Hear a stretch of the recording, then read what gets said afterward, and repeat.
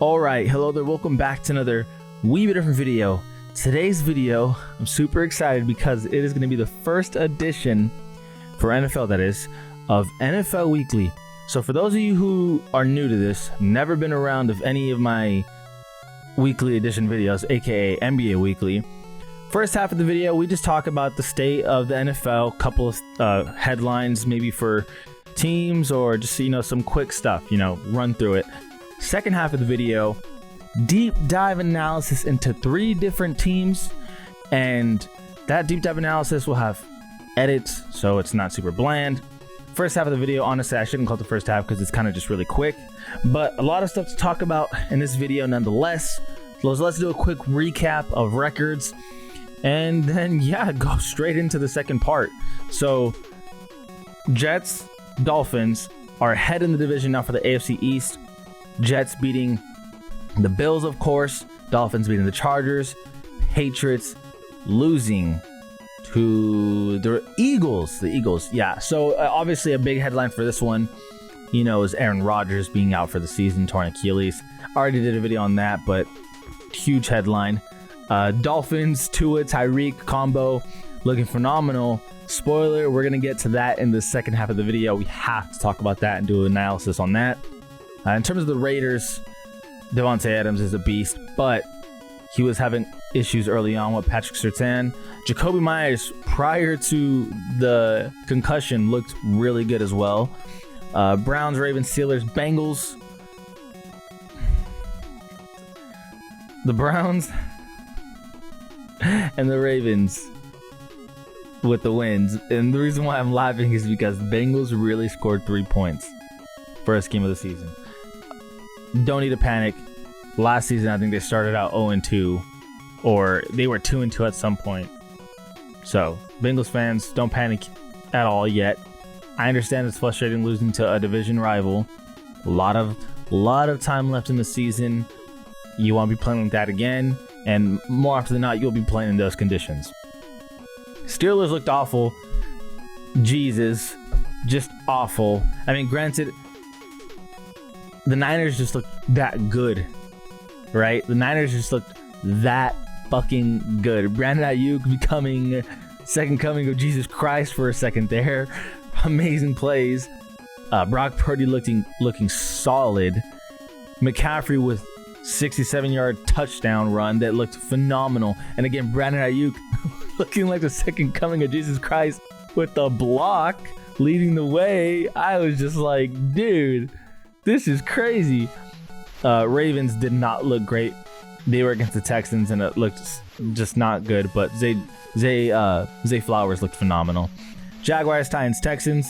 Not a lot to talk about on this side because Texans were not expecting to be contenders. Colts are not expected to be contenders. Titans, playoff hopes, but I wouldn't say they're likely to make it. Jaguars, they should, because they should flat out win the division. National Football Conference, the NFC. Cowboys, phenomenal. Eagles looked a little rough, in execution. Giants obviously looked terrible. Commanders barely beat the fucking Cardinals, who are supposed to be the worst team in the NFL this season. So, I mean, a win's a win, but it didn't look pretty. Rams looked solid. Matthew Stafford looked very healthy. 49ers looked fucking phenomenal. Cardinals, Seahawks. I mean, Cardinals aren't supposed to be good. Seahawks, I don't know what the fuck that was. Jesus. Packers, Lions. Lions look like top dog right now. Packers, it's too soon to tell. I don't think the Jordan Love hype is real just yet, right? Beating the Bears is not going to confirm that for me. Justin Fields, Jesus Christ, bro. Got to make some reads. Falcons don't want to pass the ball, but their run game is super efficient. Buccaneers scratching their way to victory, similar to the Saints scratching their way to victory. Nobody expects the Panthers to compete. So that is your rundown of what has happened in terms of record. And big headlines, like I said, Aaron Rodgers. No one's talking about the Rams. Everyone's talking about the Niners.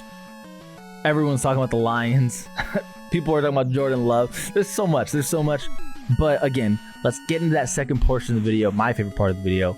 deep dive, deep analysis into a lot of things, or specifically 3 teams. I'll see you guys there. All right, here we go. Deep dive into, you guessed it, what I said already, the Miami Dolphins. Let's talk about them. So, number 1, Tua Tagovailoa and Tyreek Hill. Just how good can this duo be moving forward? Well, what they're showing against the Chargers, excuse me for a second there. What they're showing against them, for one, you saw Tyreek doing what he always does. If you play man coverage against that man, he will get open. On any cross route, on any streak, Tyreek Hill just does what he does, and that's just get open. On the deep throws, I was kind of impressed because Tua was just putting it on the money. People were always questioning Tua's arm power, throw power, getting it there. My God, did he put it there time and time and time again. Now, granted, more often than not, they were more like 20, 15-yard throws, or even the shorter ones, easy. But there was one where Tua had, where he ran up on the pocket and slinged it up there. It was, I believe it was in the 4th quarter. It was the last drive to get them into that touchdown with Tyreek. Yeah, I believe it was. Correct me if I'm wrong. Well, I guess no one's going to correct me. You know, you'd have to put in the comments. Anyway, I was like, damn, Tua is slinging that shit. And again, Tyreek, people have always said Justin Jefferson, you know, for the past 6 months, people have always said this, I should say. For the past 6 months, people have always said Justin Jefferson is probably the best receiver in the game. Fair enough. But not enough people talk about Tyreek Hill. He had to deal with 5 or 6 games of backup quarterback play between Teddy Bridgewater and, is it Skylar Thompson? Is that dude's name? And my man still put up 1,700 yards in the fucking season. Tyreek Hill is a beast. He's seemingly always open. Nobody can guard the man. Honestly, like, I genuinely feel like this dude, if you just leave him alone, he's going to get you, no matter who you are. So you have to double cover him. But the problem is when they do double cover him, they have this other guy named Jalen fucking Waddle who was able to go off. In this game in particular, Jalen Waddle had 4 catches, 78 yards. People were like, oh man. By the way, I should clarify, when I say people, I am pretty much predominantly talking about Reddit and or Bleacher Report and or ESPN. Pretty much like, you know, the normal sources for sports. Anyway, Jalen Waddle, word was, man, why wasn't the man taking over? I mean, dude, he still had 4 catches and 70 yards. Yes, he had 5 targets, which isn't a whole lot, but he did have a very pivotal catch at the end of the first half to help put them into field goal position after the stupid PI by J.C. Jackson pushing that defender. I don't know what the fuck he was thinking. That was one of the dumbest plays I've seen in a very, very, very long time. But I gotta say, from Tua to Tyreek to even the defense in some pretty big moments, right? Yes, the Chargers did score 34 points. I understand that you're not happy with the defensive performance, but when it mattered most, they held shit together. I mean, Chargers were up, was it 30-31 or something along the lines of that? And if the Chargers scored, they'd have been up by possibly 2 possessions if the Chargers could have got a 2-point conversion. The Dolphins held them to a field goal, so it was 29-34 or 30-34 or whatever the fuck it was. I'm pretty sure it was 30-34. And the Dolphins, you know, obviously doing what they did, they scored again. The Chargers, after the missed PAT by Jason Saunders, Chargers had a chance to get the game-winning field goal or at least put themselves in a position, but the defense came up big. They found a way in the big moments to hold it down, and that's huge, especially for a team like the Dolphins, to where your offense is always going to bring their A game. You at least need the defense to do something. And again, 34 points is not ideal. You still have to look at the tape and still look at a lot of shit. But in the pivotal moments, right, especially with a team without Jalen Ramsey, all-pro cornerback, may I say. Can I say that? Can I say that? All-pro, yes, he is. I don't even think I need a fucking approval. When he comes back, that's what you expect. It's still that all-pro level. And my God, that's going to be fucking scary. Also, big part of the, you know, offense that wasn't clicking was the running game. Looking at the running stats right here, Mostert, 10 carries, 37 yards. leading the way in the carry department. Salvin Ahmed 3 carried 11 yards. I honestly don't really know how to pronounce this. Eric Izukanma. I'm assuming that's how you pronounce that one. 2 carries, 17 yards. Not a whole lot of that going, but to be honest, I didn't need to because Tua had 45 pass attempts. That shit was scary. Shit was big time scary hours. Love what I saw. Jeff Wilson comes back there even more deadly. Right? Jeff Wilson's a very physical runner. Runs down that son bitch like a mean man. And you add him to this offense, again, it's just flat out more scary. So I love what I saw from the Dolphins. I love what I saw from Tua. You know, that seems like a game that everyone counted him out on already. And they really clawed their way back and said, dude, we are here. You know, last season Tua dealt with what he dealt with in terms of injuries. Well, this season, if he can stay healthy, this team is a legitimate threat. And they were last year too when Tua was healthy. It's just that he got unhealthy. So the big question is, for one, can Tua stay healthy? 2, is Tyreek and Tua maybe one of the best duos? Not the best, but one of the best in the league? That's a legit question. On to team number 2. All right, team number 2 we're going to be talking about today. Probably not as long of a segment, but we got the Minnesota Vikings, and particularly their matchup against the Buccaneers. Now, expectations are for the Vikings, they're iffy because Lions are the favorite, at least it seems, according to a lot of sports outlets, news outlets, media outlets, maybe is that the term I should use. Lions are the favorites. So where does that leave the Vikings? Well, at the very least, maybe a wild card? Who knows? They just lost to the fucking Bucs. And this isn't the Bucs of Tom Brady. This is the Bucs of QB-led Baker Mayfield.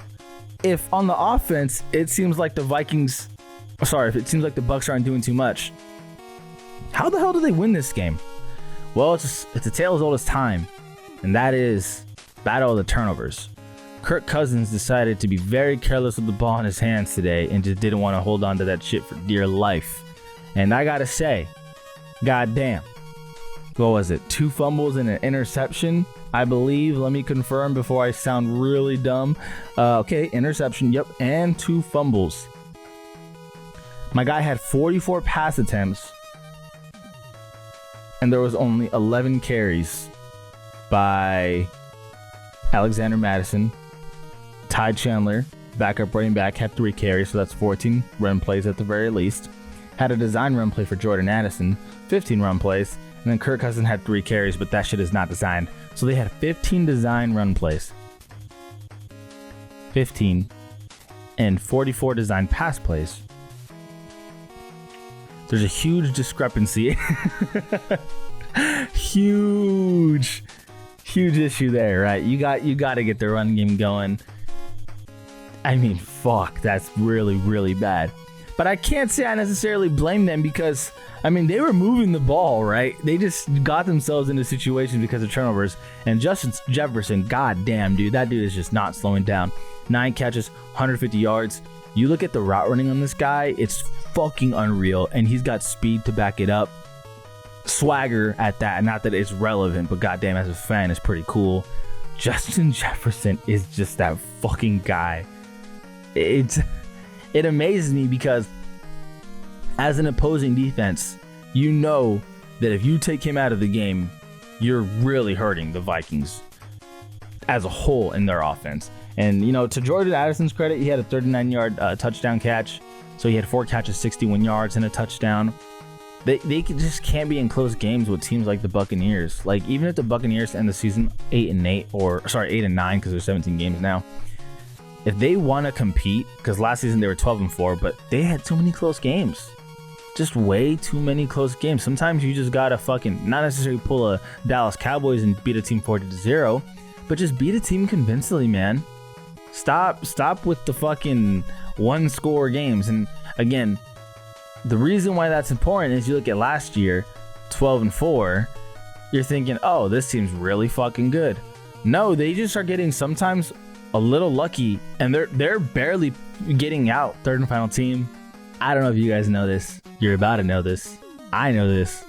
A lot of people in my life know this. I'm a huge Dallas Cowboys fan. So I had to do the Cowboys. I had to do them justice with this first edition of NFL Weekly. I almost said NBA there. With NFL Weekly. And you know where I'm going with this. 40-0. Embarrassing the fuck out of our division rivals, the Giants. What is he doing? He's beginning to believe. Yeah. I'm letting it sink in right now. Am I going to get to the analysis? Yeah, at some point. But oh man, does it feel good to fucking win like that. Dude, I've known nothing but pain and misery as a Dallas Cowboys fan for a very long time. And this is the first time in a while where I'm like, God damn, this feels great. 40-0. And yeah, our defense is just that fucking good. Flat out. D-Law, Micah Parsons on the D-line is a fucking problem. Ultimately, though, what it felt like was happening is the Giants just could not handle the pressure that the Cowboys were giving. It honestly felt like the job of Stephon Gilmore, Trayvon Diggs, the DBs are doing their part and holding things down. Again, the D-line applying so much fucking pressure. Offensively, when we had our opportunities, we were very, very mixed with the run and the pass, and the run and the pass. And again, the run and the pass. Tony Pollard looked pretty freaking good. Definitely looked like he had some speed on him, some boost on him, some surprising play calls. And what I mean by that is I didn't expect Tony Pollard, because last season Zeke was there. Zeke was the goal line back. Of course, Zeke's the goal line back. I still didn't expect him to have Tony Pollard as a goal line back, because he had 2 touchdowns, both of which were inside the 5-yard line. So they're using this guy everywhere. And that is not an over-exaggeration. I mean, he had 14 carries. How many catches did he have? He had 2 catches on 3 targets on a day where Dak only threw 24 passes. And let's be honest, after the first half, it was kind of like, let's just like chill and run the ball and shit. So I thought, up and down, the way you look at it, it was just a great team effort, right? Not one specific thing. I mean, yes, of course, we want to talk about the defense and how great they played. I loved what I saw today from the Cowboys. I hope I can see that moving forward.